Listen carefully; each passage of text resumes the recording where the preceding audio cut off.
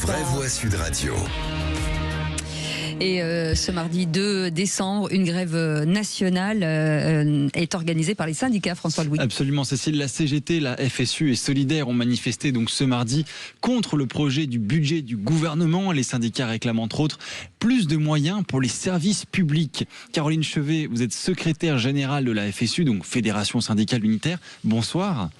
Bonsoir, bienvenue sur Sud Radio. Bienvenue sur Sud Radio, effectivement. Que peut-on dire de cette journée de mobilisation ? Il semble qu'il n'y ait pas eu non plus beaucoup de monde. Qu'est-ce que vous en dites, vous ? Le contexte n'est pas simple et en particulier le débat parlementaire a un peu perdu tout le monde, il faut quand même l'avouer. On a du mal à voir où tout cela va atterrir. Pour autant, ce qu'on a observé dans le travail de mobilisation auprès de nos collègues, des agents des services publics, c'est une très large adhésion à ce que nous portions dans cette journée. C'est-à-dire à la fois l'exigence, l'urgence de revaloriser les salaires des agents et des agentes de la fonction publique et de redonner les moyens aux services publics. Mais comment fait-on ? Parce que les caisses de l'État sont plus que vides et ça s'annonce très très compliqué. Nous, ce qu'on dit, c'est qu'il faut un budget pour 2026. C'est pas gagné. Je pense que tout le monde est d'accord, mais c'est pas gagné.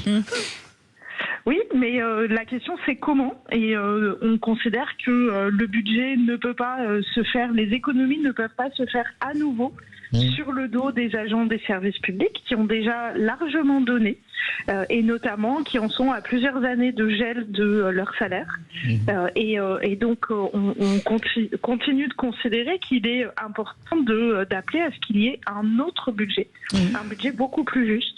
Françoise de Goua, pardon. Oui, bien sûr, parce qu'il faut trouver des nouvelles recettes, tout simplement. Je veux dire, c'est à jeu bloqué cette histoire. Tant que on trouve pas des nouvelles recettes, tant que, j'ai bien vu qu'on avait, j'ai bien compris à quel point la taxe Zuckman est passée par pertes et profits, mais de toute façon, il faudra qu'elle revienne par la fenêtre d'une manière ou d'une autre, parce que la justice fiscale, c'est aussi quelque chose qui intéresse pas que la gauche. Vous savez, le sentiment de justice fiscale, c'est aussi quelque chose qui est plus étal que ce que l'on dit. Il n'y a pas les bolcheviks d'un côté et le reste de la France de l'autre. Je vous assure que quand on commence à expliquer, et elle le sait très bien, notre Caroline, quand on commence à expliquer ce que gagnent les 20 000 familles plus riches, ce que ça leur coûterait la taxe Zuckman, ou bien maintenant l'emprunt obligatoire, qui est la nouvelle idée, même si elle date évidemment de Pierre Mauroy, elle date de 83, eh bien les gens comprennent à un moment donné qu'il faut partager les efforts.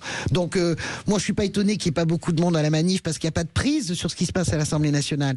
Mais quand même, je crois que ce sentiment est assez partagé. Vous avez coupé votre propre micro. Non, je pense que le sentiment qu'il faut une justice fiscale et de nouvelles recettes est quand même assez partagé, en fait. Merci beaucoup, Caroline Chevet, d'avoir accepté cette invitation. Merci. Vous êtes secrétaire générale de la FSU, la Fédération syndicale unitaire. Merci beaucoup. Merci à vous.